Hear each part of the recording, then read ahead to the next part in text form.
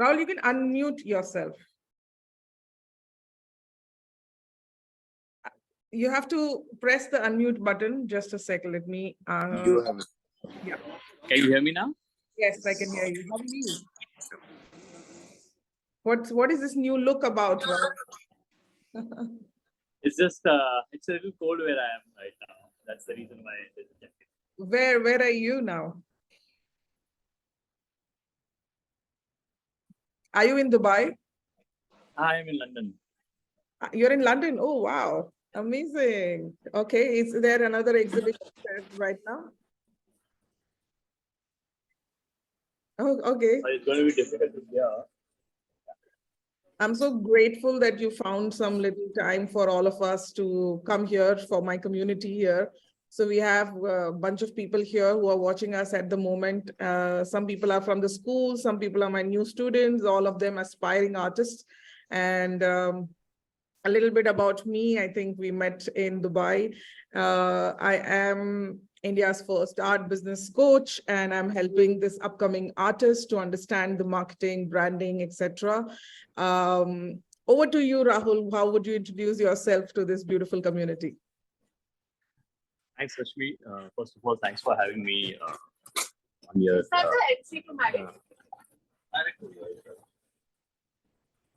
Zoom call. Okay, little bit about me. Today I am an artist, and yesterday I wasn't. So about 10 years back, I quit my corporate job to pursue art. And like most of the people who joined the call, I have this, I would call it calling. It was like a calling that I had to work on art and I had to get into depths about 10 years back.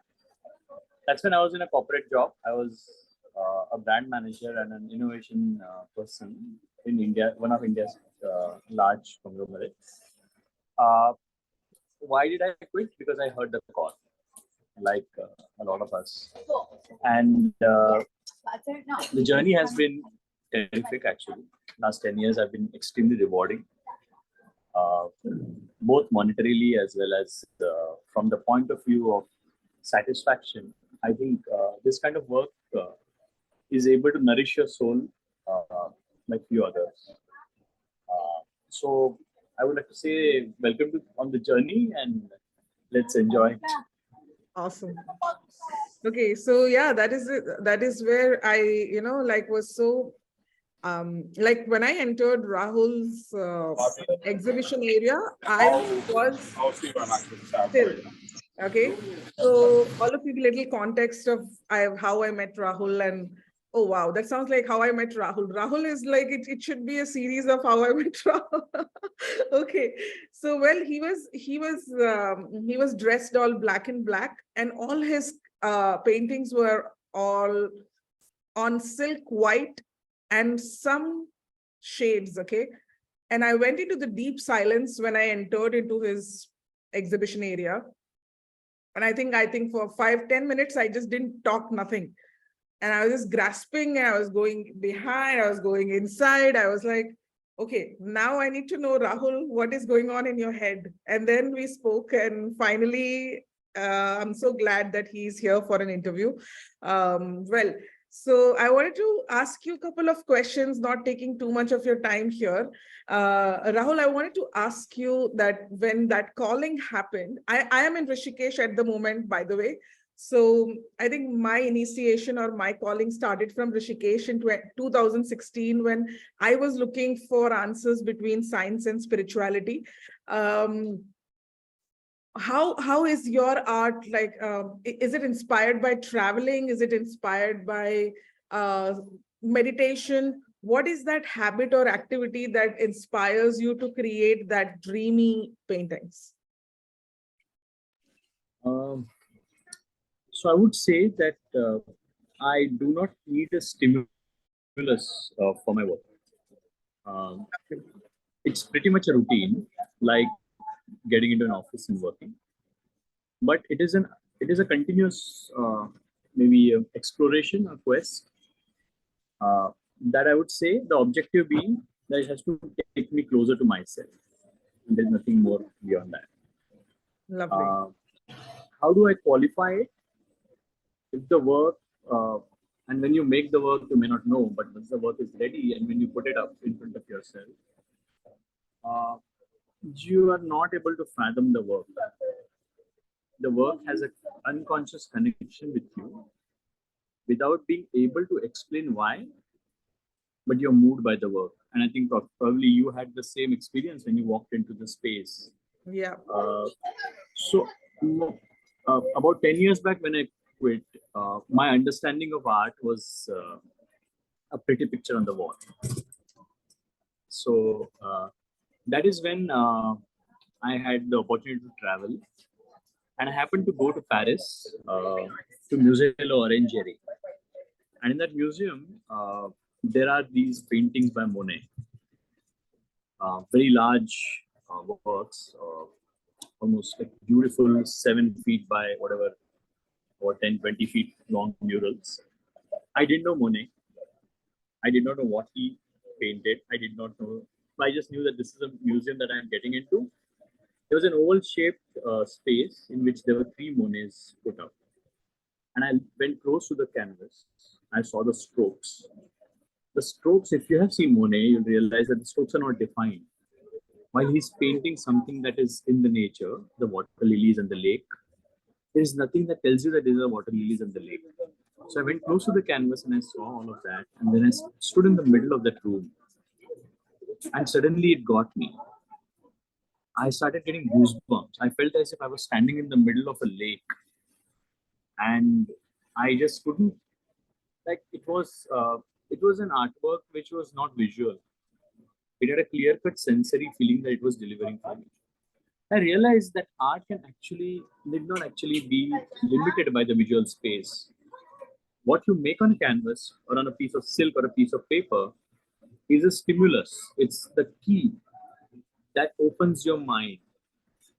For me, I am the customer of my art. I consume my art.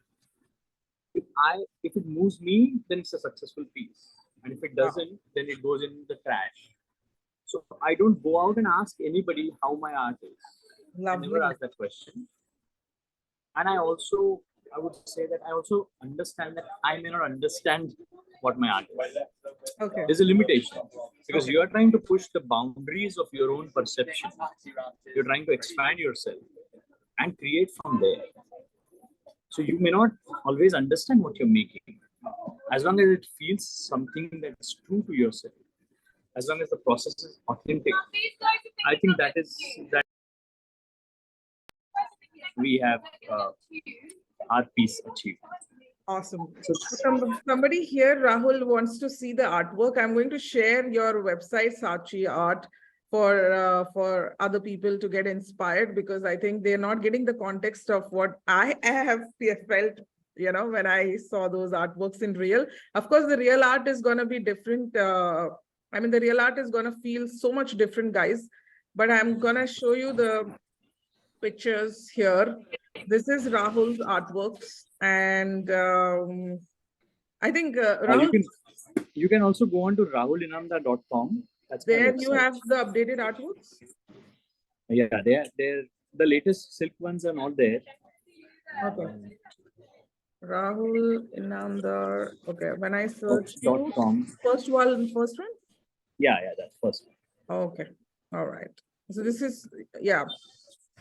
You can click on it, you will see the whole single artwork on the screen. All right. So is this the same collection you're displaying in London? Yeah. You can click on any one of the artworks and you will have a slideshow. All right, awesome. Okay. Okay, guys, can you, I don't know, you can't feel it on your small screens, but when you are, life size in front of this, then it can do a lot of magic. Oh, for sure. Yeah, I think the size really aids. It's almost like you're walking into the artwork. Yeah. Instead of becoming a visual, it becomes a space. So, and all these things I have experimented over a period of time.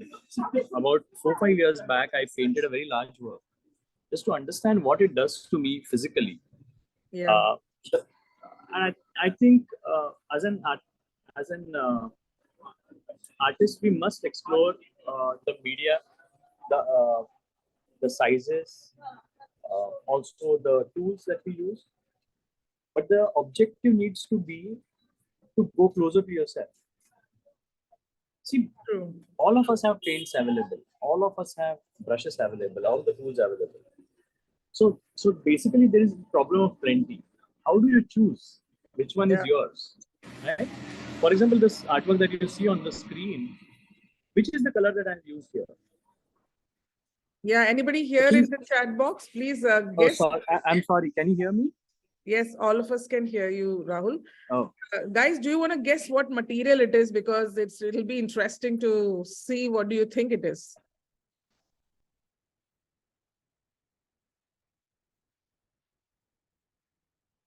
Okay, Rahul, somebody saying watercolors. No, no.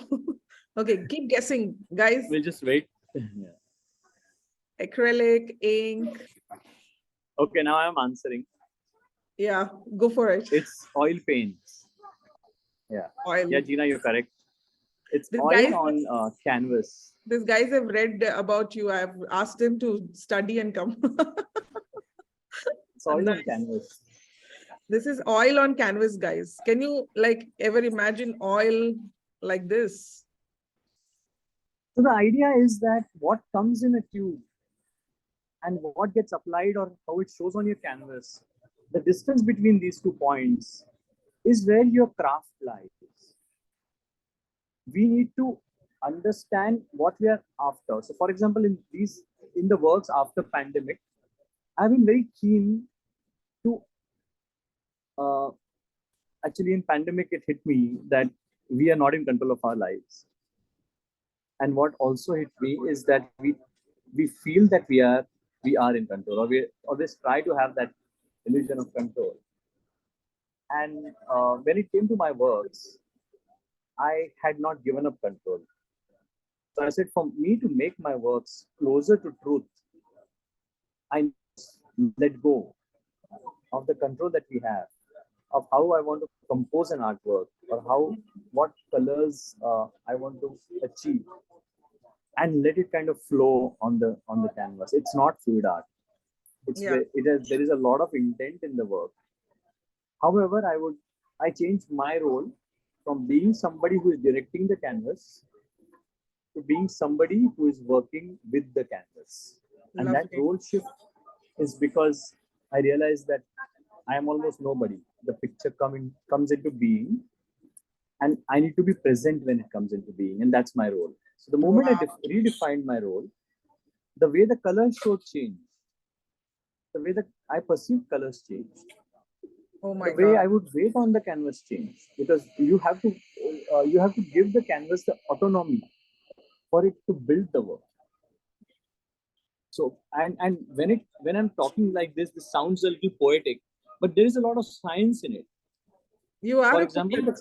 Rahul, there for is a lot example, of poetry from engineer to poetry to artist. You have perfectly blended all this oh, professions. and there is science. I would like to tell you that also. For Okay, example, tell us simply what is the when science there? when we apply color, most of the times we use friction as the element. Right? So, for example, there is a piece of paper on which we are uh, drawing with dry pencils. The thing that we use to kind of get the color across is friction, which breaks it into particles and makes it stick to the other surface. Uh, Now, understanding that friction, because friction will lead to a certain shape. If we understand the friction, then only we can go softer. Oh, wow. So, Okay. how do you make things flow? Like I think somebody put an exclamation mark with oil. It's exactly like that. When we have never seen oils being used like this. Yes. It's not necessary that everyone needs to. But what I felt is that the color delivery of oils for myself is gives me the right tones. However, the body of the oils is what I don't want. Now, how do I play with this, and how do I kind of reach there? It's only a matter of physics and chemistry. For example, if I have a layer of oil and I nudge a little bit of pigment, I tilt the canvas to a 10 degrees, it starts flowing. Then I Wow. just put the canvas down, it flows back. So there is a lot of organicness to the work because of that. And Totally. and somewhere I think we every viewer resonates with it because of the organicness, I would say. So For sure, yeah. so So I think again the second step from finding your work is to finding your medium and finding what you want it to do for you.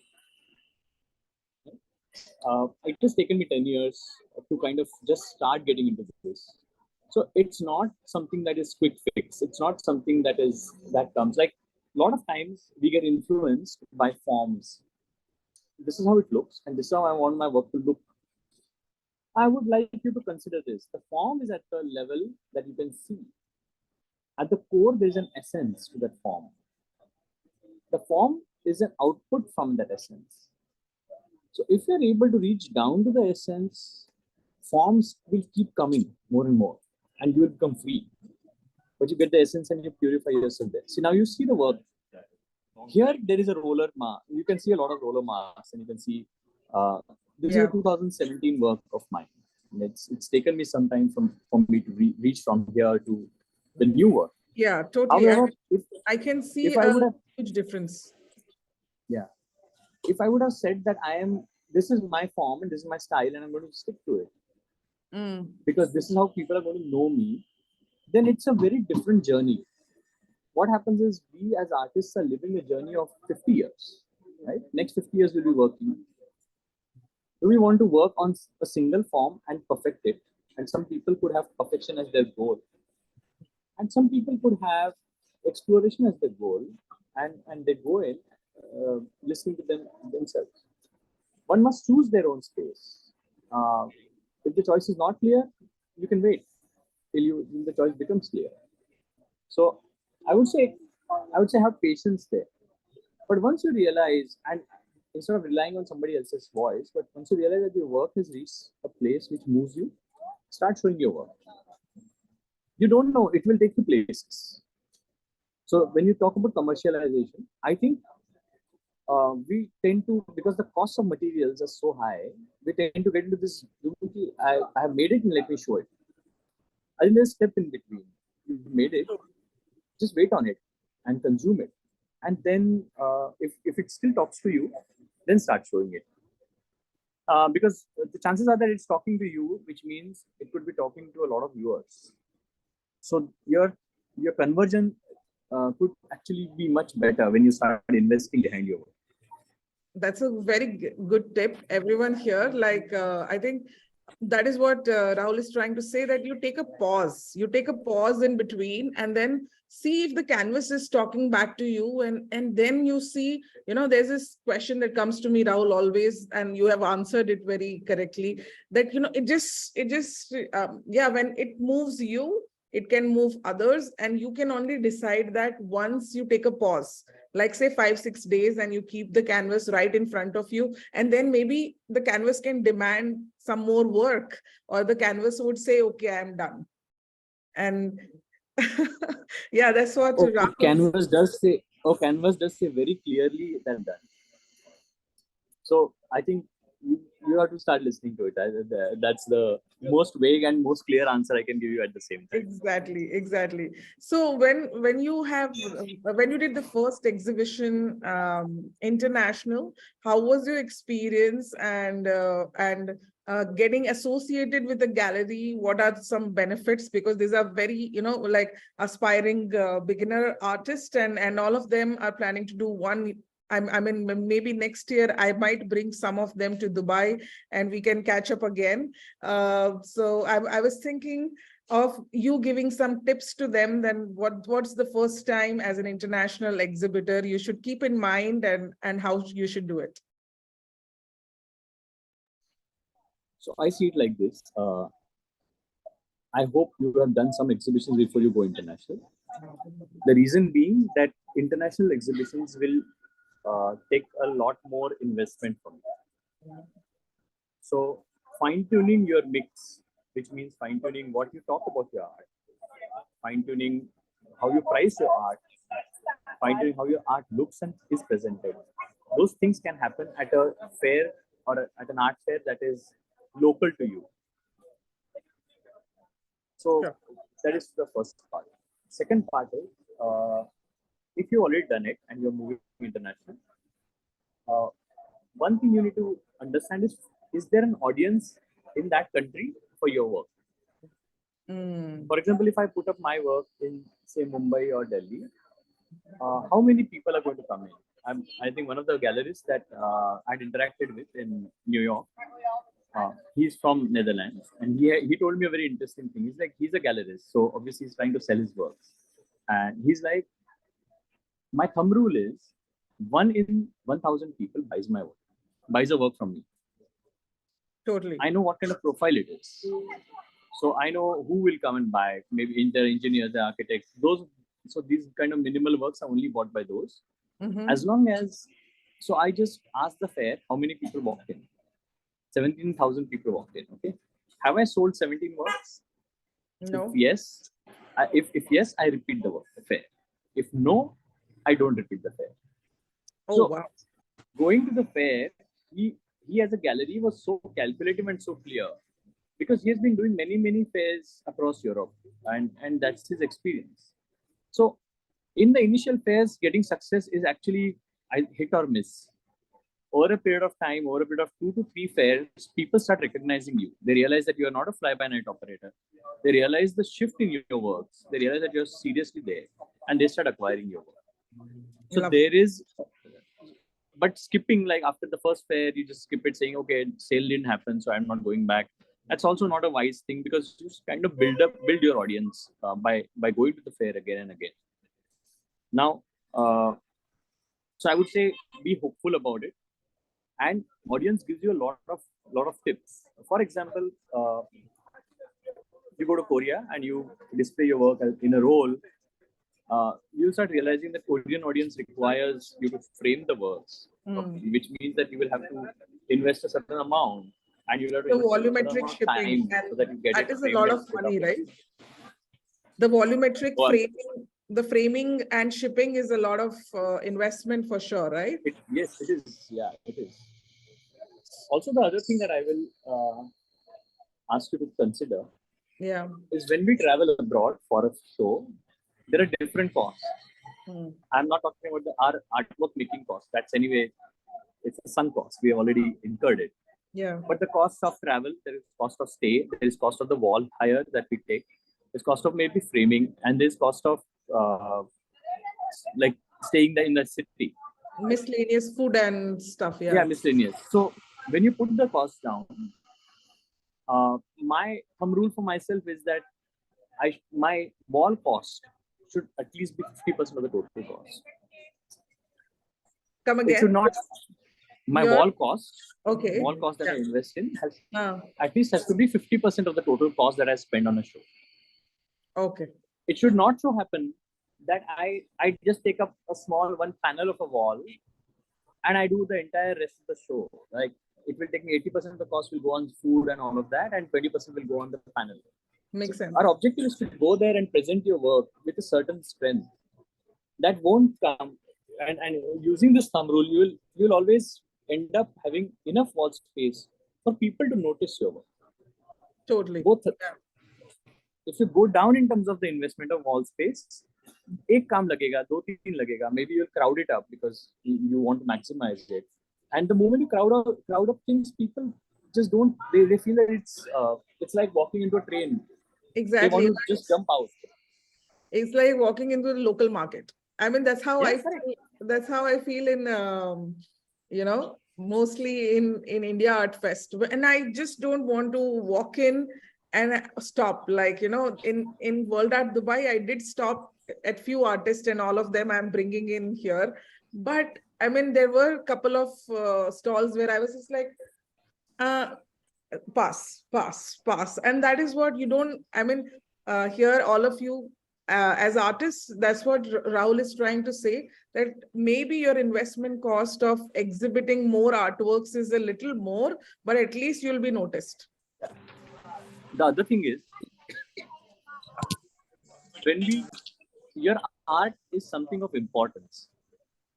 You're putting it out into the people.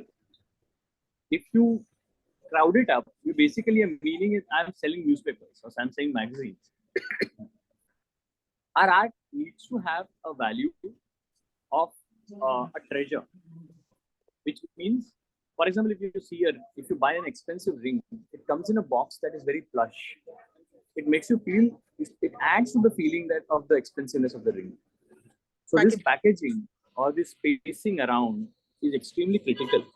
Mm-hmm. Uh, the way your name is displayed, you can also put up your achievements on a small, nicely laid out printed piece of paper which is stuck to the wall, so that people who are walking in, they see your art. They also understand that your art practice is serious. You have done so many shows. This is what your background is, and they are much more convinced to make the purchase than go away. Yeah, As artists, we need to give them a reason to not move out, totally. and we can't hard sell. Looking professional and giving that energy of come and welcome to my store sort of. Also, a lot of times it is an investment. Right? Art is an investment. Yeah. So people should feel that they are investing in somebody who will go places in future. So our tone has to be of an artist has who has who is anchored in the practice. So that is another tip that I would kind of like to leave with you. Totally, totally. I believe in that. I mean, um, I have no memory of Rahul where I saw your work before, but I remember your work. And then when I met you, now I remember you. So, there is a connection between, oh, this art moved me and this artist moved me. And then it's a perfect emotional connect for any investor or a buyer to come back to you. Maybe it's one time or two times or three times in marketing we have this. I'm sure you are also from the branding background, that at least for 7 times when people see you, they're like, wow, yeah, I need to get this. The interesting thing about art is that it stays in your mind. So you will not forget that art. When you see it next time, you're like, okay, I am seeing. It's almost like seeing the next episode of a serial that you like. Netflix, yeah. So you're more involved. Unlike in marketing, you finally sell a product, and the product has a short lifespan in the consumer's memory. True. But with art, it has a deeper connect. It's an So the thing experience. is that you may not need 7 hits, but Yeah. you need 2, 3 very good ones. Then they know, oh, this is an artist of stature. This is an artist who is doing work, solid work. And I And think is rooted. our art, That is a beautiful yes, our word art that should speak. lovely. Our Yeah. art should Yeah. speak for itself. Yeah. So I was reading about your art, where this oneness, the word oneness could be felt, and it is so global. Like when it comes to abstracts, what would you give this advice? Like, I also love abstracts and I'm an abstract artist too, but what would you give an advice to people who are doing traditional art and people who are doing actually art that has some figures, and they're trying to do some traditional art like Patachitra or all this kind of art? What do you think is the market for this nationally, internationally? Uh, I think market is there for every type of art. Exactly, yeah. I do not think that there's a genre that we need to chase. And it also becomes pretty fake if you start chasing genre. If I start saying that, okay, now I've never been, I don't talk through my work. Let the work move the viewer. That is what it is. Now I say, okay, now I need to make a social statement about something, because that is how the popular direction of art is, or that will get me into a biennale. It's fake. It's not my practice. I will write it down and I will make an art also. But then after some time, it won't grow. I would like to kind of just end it. It's not really mine. So what happens is, if there is something that fascinates you in, say, a miniature or a patachitra, or explore that facet. What you must avoid is becoming crafty. And see, a lot of people improve upon craft. Yeah. Now, improving upon craft has a very limited life. When you improve upon craft, your work becomes more and more finished, and that will automatically happen. If you spend 20 years in any discipline, you will improve upon your craft. Totally. So what is critical is improving upon your art. Mm-hmm. And one must answer this question: what art is, how they perceive art. Once you understand that, and why is your piece an art, and not a craft.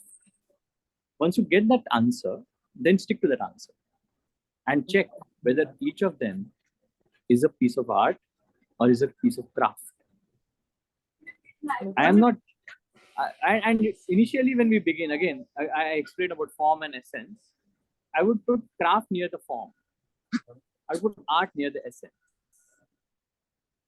So if we chase craft, we keep moving from form to form.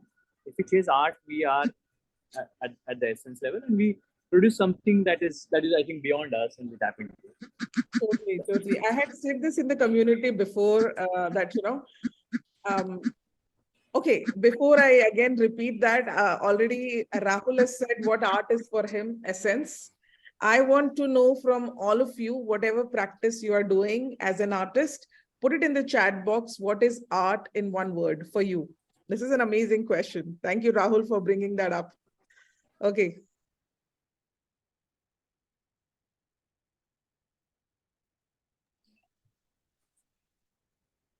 Okay, Prableen says peace. Just one word that defines your art form. Art is consciousness. Lovely. Wow. Connection, passion, happiness, freedom. Okay. Keep it coming, guys. Lovely. Okay, so now that you know these words. Lovely. Yeah, you're watching it, Rahul? Awesome. Present. So wow. I would say write this word down somewhere that it stays visible to you. Exploring new possibilities, enlightenment. Wow. Okay. So if this is what it means to you, then I think this is your word for the life that you should be trying to make others feel. But it's just not your meditation. It's not just your positivity, but that positivity spreads around you with your art and with your personality. I think if this three is in alignment, I think your essence, like Rahul says, your personality and your art, nothing can stop you. Yeah. Mohanty says art has your stamp of individuality. Craft is structured, handed down. When we are writing these, yeah, try to not be global. Be very personal. So do not write sayings. Like people would have said things. You just have to write what you feel truly, and observe your work, like your art, next to this word. It will, over a period of time, you realize why your art is this word. Sure. Like oneness as a word, you said there's oneness. So I used to write these words of oneness. There has been freedom as one of the words. There's been silence. Then a friend came and she asked me that, this is long back, about 10 years back. This is now your camera is off. I don't know if you have. Yeah, I don't know. For some reason it's gone in safe driving mode, and I'm not driving. So I will just rejoin this meeting. I think. Yeah, sure. Okay, no, I think it's back. You're back. Yeah. So, you were 10 years back, when I was doing my first solo, a friend came to me and asked me, I like the works, but where is love in it? Where's love in it? I said it's interesting. Because by then I was not sure what it meant as a question. But then you just stay with the question, and it took me about 8 years. And then there was one day when I was sitting in my chair, and it was 4 o'clock in the evening, and I was looking at a work. And the next moment I looked at my watch, it was 10 o'clock. And I don't know where those 6 hours went. There was expansion, and that is the time when I realized what love is. I felt love for the blade of grass that was outside my studio, and it was a very different experience. And I felt that for that 6 hours, my entire journey was worthwhile. Wow. I think what is critical is that if you find something intriguing, let's hold on to it. We don't need to answer it it will keep making space in your own mind, and it will keep, I would say, rooting itself in it. It will grow. I think one thing that's very, very unfortunate for us is that we are too much on social media, and which breaks our span of attention, which breaks the time that we give. We don't even realize that we picked up the phone and we are interacting or something like that. So I think we really need to fight the urge in some way or the other. We have to manage around it. For example, I'm not saying that you just go off everything, but you maybe make a time so that there is some time which is pure, which is for yourself in your practice, and then you go and access the social media. Also, a lot of people comment on your work, right? Everybody thinks that it's their right to tell you what the work is. Yeah. What's important is that, and in that noise, you lose your own voice. Wow. What the work is to you is what you need to know. In that noise, you lose your voice, guys. So take criticism very, very healthy. And don't even take criticism if you don't want. Just surround yourself, Correct. protect yourself Absolutely. from, Critique does not make you better. Critique is somebody's point of view. That's it. Now you take that critique and you can stay at a distance and evaluate it. Okay, it means this.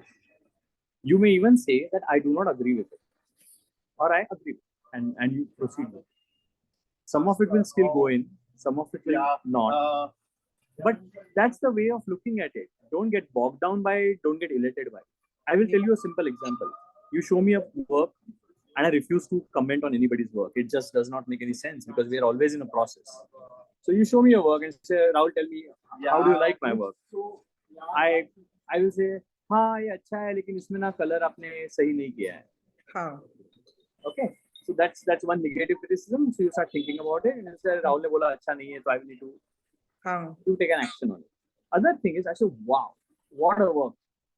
This is crazy. You will be, अच्छा बोला, अच्छा बोला. What will happen next time when you make a work? You will want to show it to me again. Validation, जो आपने पहले भी बोला था starting में. You will get stuck in my validation. So now, instead of the compass being in your own mind of where you want to go, you're placing that compass in my hand, and I'm telling you where you should go. It's fatal for an artist. Artist walks in the dark, makes his own way, and makes his own light. So don't go after this positive or negative validation. All are fake. All are false. Have your own journey set. Listen to your instincts. What you want to see. Absolutely. Totally. So as a coach, so just one comment Priya has made. It is a lifetime of conditioning. I agree with you. Yeah, true. But art is a lot. Art, we do not live our life like art. If you are getting on the path of art, there is a lot of undoing that we'll have to do. Unlearning. Most of our habits are social habits. The society wants us to behave in a certain way. That's why they put those rules and those ways of thinking. The moment you start seeking my validation, I start controlling your mind. Art is essentially about freedom for you to be yourself. Don't give that freedom to anybody else. Which means think in detail, are you doing this? Or are you hearing your own voice? Are you hearing the calling that called you to do art? And be focused there. It will show you the way. Maybe you will cry for some 15 days and you will feel that this is bad and I want to quit art. But it's your calling. It will tell you. You have to just wait for it. Awesome. Wow. Okay. All right. Awesome. This was, in fact, for me as well. I've always tried to help these students, and I always try to tell them that this is my feedback, a suggestion, and never an advice. Because, as senior artists or as coaches or as, fellow entrepreneurs, I feel like this should be done for everyone, that we cannot actually technically help anyone to get to point A to point B unless and until they want to do it. There is no help we can do. Yeah. These guys are beyond help. They're gone cases. You should talk to my dad, what he thinks about me. He's like, boss, I do not get what you paint. Someday I don't want you to get what I paint. Like, I am so clear. I do not make my family see my work. I do not. Really? There is, I do not take them to my studio. My wife has not come to my studio for the last 5 years Wow. because this is my work. That is her work. I can be appreciative of her work, but art is a little complex. Once you start Yeah. hearing that voice, then you flow. If you can't hear the voice, there is no faking it. Why push people in it? I don't even tell my daughter to paint. It's okay. When I will tell you, when the calling will come, you will walk. You can't let go. You will walk. So That's if it calls her, that time she will not be able to resist. It called me. I quit my job and I started it. I don't even know where I had to go. Like if I look at those works that I was making in 2012, I'm like I would have not let myself quit with those works. There was no hope in those works, right? yeah. I mean, you're But it's the okay. It's about being there and doing it. exactly like you're this creative. I mean, that creative calling for someone who works in 9 to 5 corporate job. We have this interesting student here, and we're going to take next 10 minutes for all of you to ask some questions because I'm sure you're going to get surprised by Rahul's answers. It's just Charmi here. She's in the forces, and she's a commissioner, and Rohit just left his job in H&M fashion industry. And Jyoti here, I think she was into, I think, hospitals, and now So she's one more thing I would like to say. There is a lot of glory, or there's a lot of talk around leaving the job. Let its time come. Until then, you are here to paint. That is your calling, right? You leave your job when the time comes. You will just know that this is when you have to quit. Don't worry about leaving your job because somewhere at the same time, job also feeds you. There is money that is required for you to buy those paints, and you just don't want to be sitting. When the time comes, then you leave your job for sure. When did you decide? Okay, the one last question, and then I will leave for audience to ask the questions. Guys, put your questions in the chat box. I will give you a hotspot with Rahul here. The questions that he will pick, by the way. And last question, yes, Rahul. So when did you? I mean, this question comes to me as a coach a lot. Like, when should I leave my job? When I start pursuing art as a passive career and I start making some money or little money or equal money, when should I leave my job? So this shoot is a very weird question because nobody can prescribe anything for anyone. I will tell you what happened with me. I got into a corporate job in 2003, and I was working with a company. I think in 2007. That time I felt that I didn't want to be what my boss was. That was not the goal of my life. Like I didn't want to be a marketing head or a CEO, and it just didn't make sense to me. By that time, I didn't know what to do, and there was a lot of stress in work. So I started painting. I had some oil papers, and I started painting. This was 2007. Then I quit that job, and I got into another company. Some of you would know the name, Godrej. And I think I kept painting on the side. I think in 2010, when I was working with the owners of Godrej, I was reporting to her. I said, I have this creative itch and I really want to paint. And if I don't paint, I get very restless. So is there a possibility of doing a part-time kind of thing? So it was very clear that my work was not ready to be exhibited and sold. And that is not the thing that I wanted to do right then. But I really wanted to work on it, and corporate job was not giving me time. So I asked her, can you give me a 3 days off or something like that? A 3-day work week or something. She was the owner of the company. So she had a lot of freedom to do that. She said, why don't you take a Friday off? So now what happened is I had a Friday, Saturday, Sunday off, and the other 4 days I was working. What I did is I realized that money was coming in, and now I had time. So I took up space. So let me hire a studio. I do not want to be working in my house. So I took up a house which is nearby. I said, this is my investment, right? So I started paying rent, and because there's a space that's next door or close to, like in the next building it was, I couldn't tell myself any excuses saying, "Oh, it's raining, I don't want to go." It was right next door, right? What will you say? Nice. So what started happening is those 3 days I started working on artwork, and slowly, every day the studio would call me. The moment you step into a studio, the context is of art. So you straight away get shifted to that. If you're in your house, you pull out all those things. You're You into still a take some different time to portal. I'm sure you correct, get to a different portal correct. and you're like, okay, this is my different world. So you are reset and you are into a different world. And the studio started calling me. So I would work in the studio from 5 to 8 in the morning every day, and then I would go to work.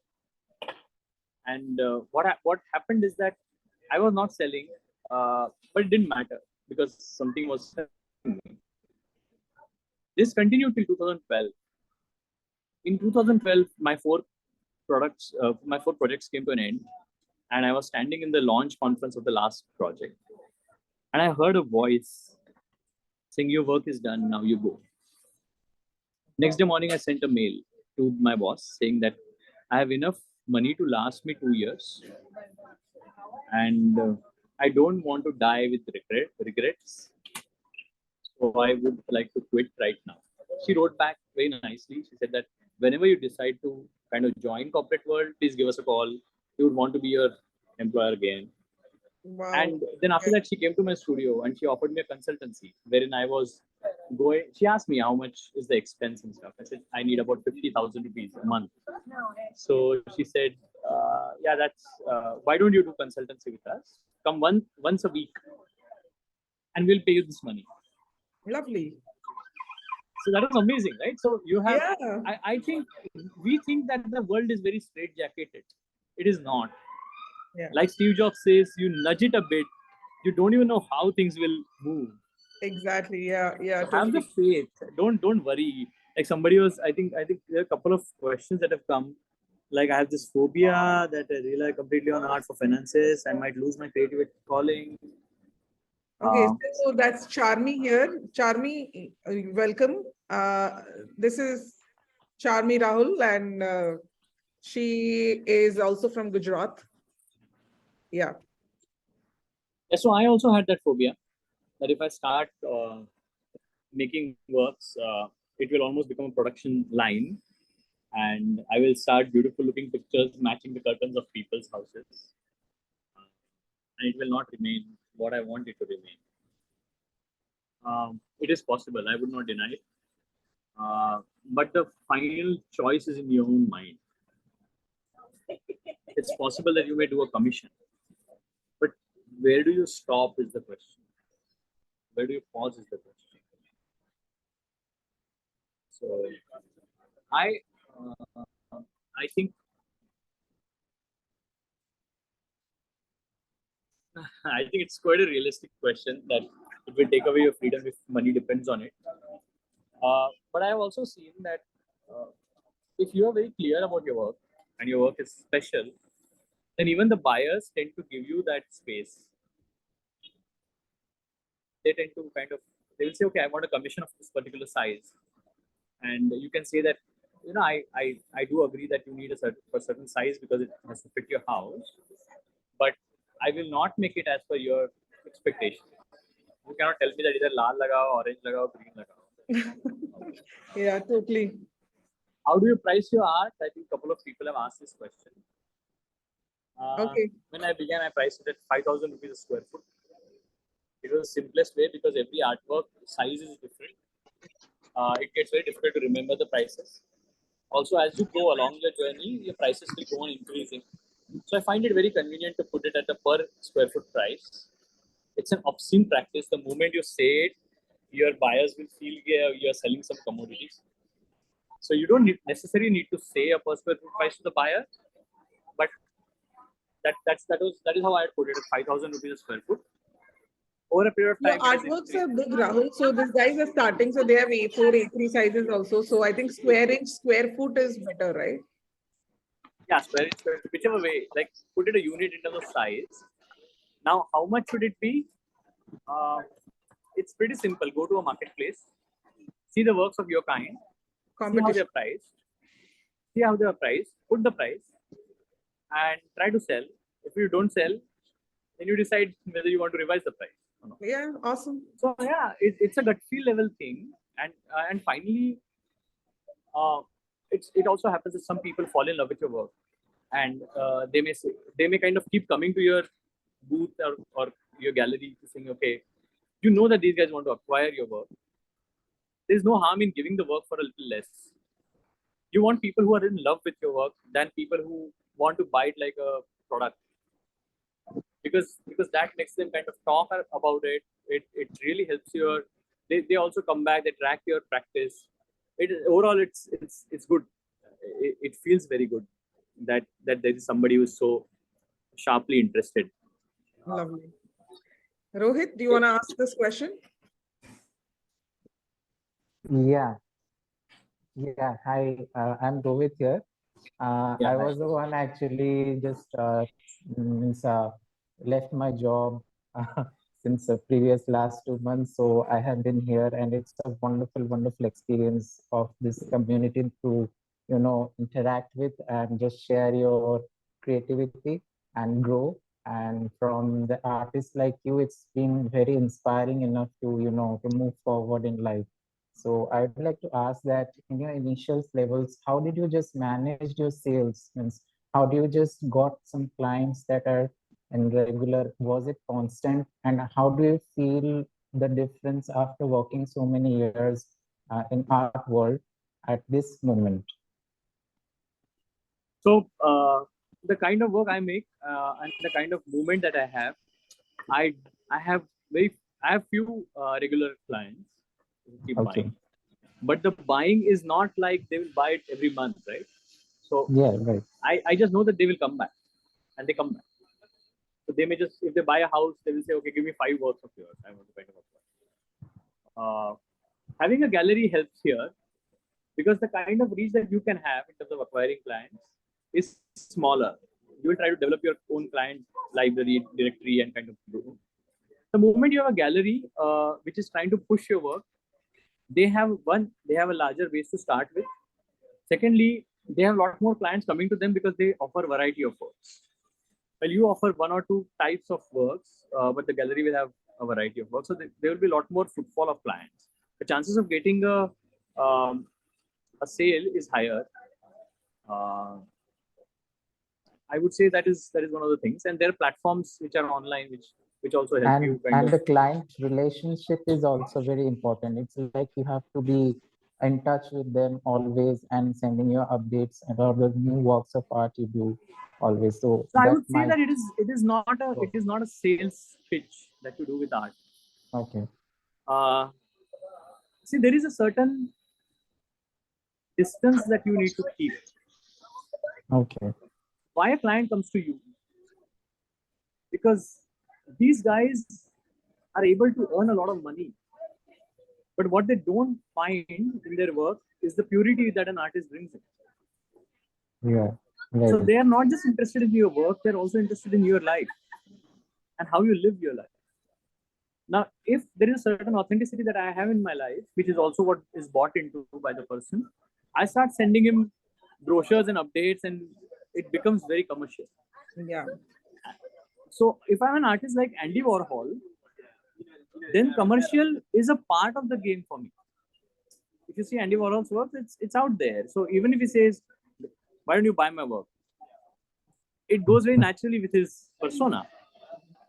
It's not natural to my person. So you have to think what is natural to you. So I do send them send them my newer works, but I make them in a PDF and I say I'm sharing the new works with you. There is no other expectation. Would you like to buy? There's no question. If they want to buy, they will buy. They will just call me. They will say, keep this for me.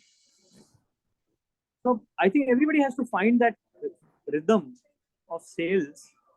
Even when you stand in front of the customer, you don't need to oversell. Somebody comes, they buy into your practice, and then they will ask you how much is it for. You say the number. They will say, oh no, I am not going to spend so much. It's okay. But with the person who is really interested in buying your work, they will say, can you reduce it a bit? I really want to acquire the work. And that's a shift of tone. How much ever you try to sell your work, you can't. Yeah. And when somebody buys it in their head, you can't desell it also to them. They will just take it. They just want a little discount and they will take it. Yeah. Yeah, they will start crying. Like I had a client. I had shown my work in New York, and my gallerist was around me. I was standing in one corner. She came and she said, "Rahul, is there something wrong?" I said, "Why? What happened?" That lady is crying. So what had happened is that lady came to see the work. She said, "I can't afford these big works. Can you show me smaller works?" I had them in a roll. I opened the roll, and she looked at me and she said, "Rahul, why am I crying?" What's interesting is a piece of art may touch you so deep that you may not be aware of why you're moved. And I told her that, this work does not make me emote like this. It's your own personal connection with the work. Yeah. So, and she bought the work, obviously. That is what I'm saying is that the truth of your work will come through. Have faith and keep working. And these other things you can kind of take as experiments. You can, for example, if you put a high price and you reduce the price, and the buyer comes and says, "Why did you reduce the price? Last time itna ज़्यादा था, ये क्या है, कम कर दिया अभी?" You can say, हाँ, वो response मेरे को लगा कि वो price पे सही नहीं है, तो मैंने कम किया. Honest. गलत किया कुछ. हाँ. And we are being truthful to our work. We are trying to sell it with the most honest intentions. Let's be upfront and tell them. क्या story देना है? Rahul, what is your first painting that you sold after being an engineer price? And now, if you want to reveal us, what is your highest painting that you've sold for? So basically my per square foot price has gone up from 5,000 to 21,000 now, Okay. which I think is still affordable, still in the zone where it's not expensive. Okay. Like in my head, I keep asking myself what I would pay for this piece of work if I were to buy the work, and it is always higher than what I'm charging today. So there is always room for me to go up. So it's grown up 4 times, I would say, in 10 years. But do you keep the same price internationally and nationally? Now I try to. Basically, what happens is, again, let me explain this. Every market has at least 2 or 3 fairs. Okay, the base level fair is where artists can participate on their own. Then there is an affordable or premium, popular level fair, which is like an affordable fair or a World or Dubai, where they go through a gallery and participate. And a third one is a premium fair, like an India Art Fair or Art Dubai, which is like which is where only the galleries curated booths can be there and they can show your work. Yeah. Now, when I started out, I had to go through the fairs that allowed me to participate to show my work.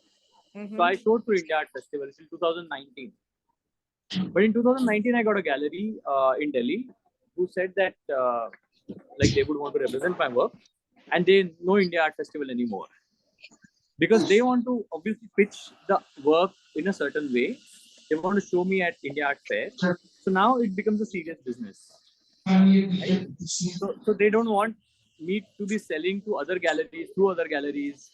It all becomes very focused. It's Threshold Art Gallery, my gallery in Delhi. And they show my work at the art fair. So in India as a market, I'm showing at India Art Fair.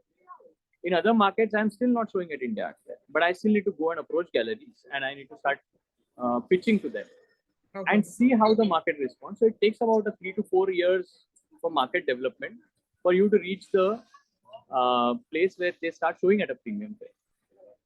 So that happens like a journey in every market. हाँ, वो years of experience के साथ ही आएगा और अपने evolution के साथ ही आएगा. मतलब आपका evolution सब लोग देख रहे हैं. तो वो Absolutely. What's critical is what you work in that piece of paper. At the same time, what powers that piece of paper? The evolution happens in your work and the evolution happens in yourself. Both these things have to go hand in hand, and there will come a point when the tipping point will be reached and your work will suddenly go out of your hands. It will be divine. sold and out. people will say, where did this come from? It feels as if the work is born.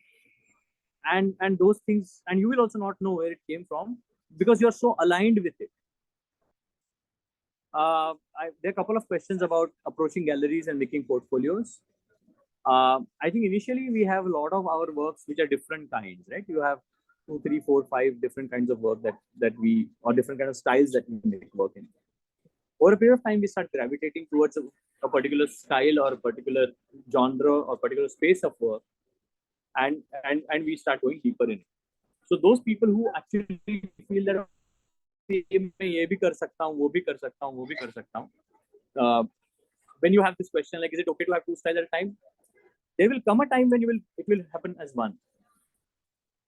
If you feel that 2 styles are, it's absolutely okay. Karo. It will all move towards one because you will go towards that focus.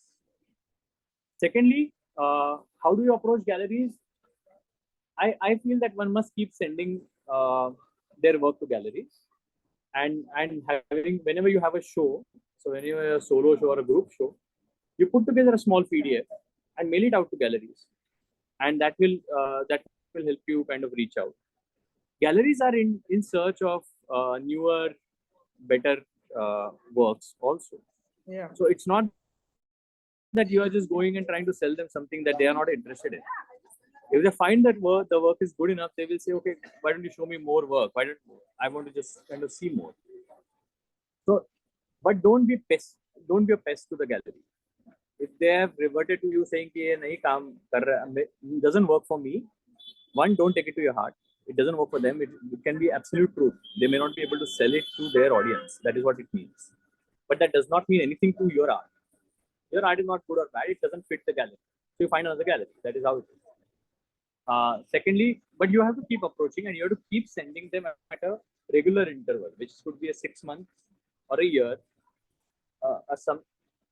like a summation of work that you're making, or with a new statement that you're kind of writing what the work is about. In a portfolio, there are 3 things that are important. Number 1, your artist statement, which is what is the kind of work that you make, what is it that moves you. Number 2, the work pictures. They need to be near to real, not Photoshop, and not overtly Photoshop. And below that, you need to have your name of the work, if you name it, size, medium, and price. Not price, sorry, size, medium, and year of making, not price. Okay, these are 4 things that need to be there. And at the back of this portfolio, you need to have a CV. What is it that you've done? What kind of shows you've done? Over a period of time, your CV will build. So initially, you may just have it in 3-4 lines: your education, your year of birth, and what are the exhibitions that you've done. And that is how you make a portfolio and keep sending it out. All galleries get a lot of portfolio. Very few galleries reply to your portfolio. But when your work achieves a certain significance, they cannot not reply to your work. They will. Awesome. Okay, Rahul, you've given so much immense value to all of us, and you've got out from an exhibition to take this time. So I want to really thank you and my team, Anjali, also to she was like, she found my picture with you, she did all that conversation with you. So thank you Anjali, thank you team, and thank you so much Rahul for coming here and giving us so much value. Here team, I think 100% attendance from starting till end. So I think this was one of the best interviews, Rahul, and I look forward to meeting you in person again very soon when you're coming back to India or Dubai maybe. And yeah, just let's catch up, and it would be amazing if guys write 3 takeaways. I'm sure all of you were writing a lot of notes that Rahul was giving you information about. Give me 3 best takeaways. I'm going to send a screenshot to Rahul and make this community more, like, I want to show Rahul that all of you are amazing students and we're going to do something amazing as Indians. Yeah. Awesome. Thank you so much, Rahul, and happy Buddha Purnima. You have become Buddha now. Finally, you've become Buddha Purnima now. I love this look of yours, and I wish you all the best. A lot of prayers that in London, your show is going to be super successful. Thank you so much, everyone. Thank you, Rashmi. Thank you, Anjali. And thank you all for being a very involved audience. Hope that you find your life. Awesome. And I think this is not the end. I would call you again back to the school because I think a lot of things can happen over a conversation. Abhi coffee with Karan to nahi ho raha hai, but ye wala to ho hi jayega. Thank you so much, Rahul. Guys, show some fire and heart emojis for Rahul if you Bye. love this. If you loved this conversation, put it in the chat box. Show me your expression. All of you artists here, put all the emojis right there in the chat box. Okay, we have this digital hearts, heart and fire, and a lot of fire and heart. Awesome. Wonderful. Awesome. All right. So some new students here. I'll see you at 7 p.m.